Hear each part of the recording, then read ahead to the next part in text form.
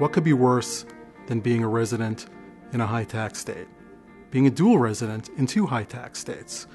A lot of you know there's a credit mechanism in place that could be helpful, but as I'm going to explain, this credit mechanism is imperfect at best and can leave you with almost a double tax bill that you would normally have if you just take a few simple planning steps.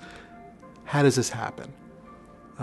Commonly asked. Two ways to be a resident of a state.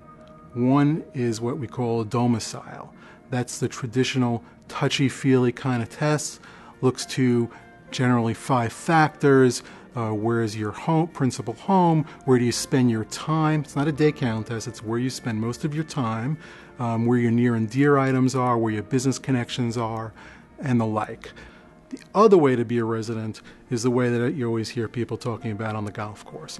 You have a permanent place of abode in a state, and you're here for more than 183 days. These rules aren't the same in every state, but a large majority of states follow these two tests. So what happens? Susie, stockbroker, works for a hedge fund in New York. She lives in Connecticut.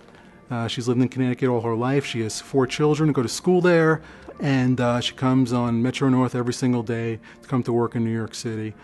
She's doing quite well. Her compensation package, as most hedge funds managers would be a small salary, and then she would have an interest in the fund, which would be considered intangible income, capital gains essentially from the fund.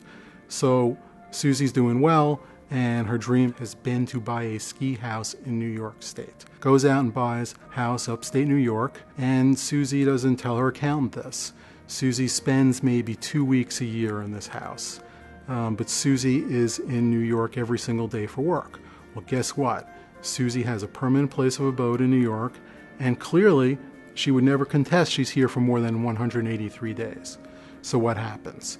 Okay, well, her wages are going to be subject to tax in New York, the small salary portion, which is clearly going to be subject to tax, and she's going to pay New York tax on that. Connecticut's going to also subject that to tax and give her a credit. Where the rub is the much larger amount of income from the capital gains from the fund. It's intangible.